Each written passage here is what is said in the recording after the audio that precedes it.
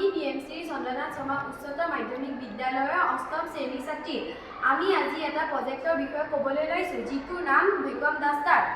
আমি জানো যে চকুৰ গুৰুত্বৰ বহুতো সমস্যা দেখা দিয়ে, যেনে চুলি পকা, ছালৰ সমস্যা, চকুৰ খজুৱতিৰ দৰে বহুতো সমস্যা দেখা দিয়ে। সেইবাবে আমি এই ডাষ্টাৰটো প্ৰস্তুত কৰিছোঁ।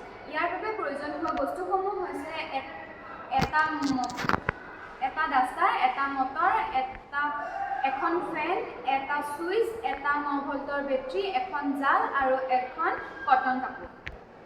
আমি মটৰটো ফেনখনৰ সৈতে সংযোগ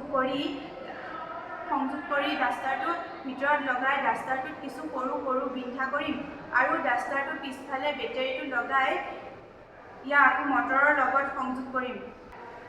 ইয়াৰ পাছত আমি নেট বা জালখন লগাই আমি ইয়াৰ ওপৰত ডাষ্টাৰৰ স্পঞ্জ লগাই দিম। এতিয়া ছুইচটো অন কৰিলে ভেকুৱাম ৰেডলৈ পৰিৱৰ্তন হ'ব। আৰু এই ভেকুৱাম ডাষ্টাৰে চকৰ গুৰিবোৰ ভিতৰলৈ টানি আমাক চকৰ গুৰিৰ পৰা বচাই ৰাখিব।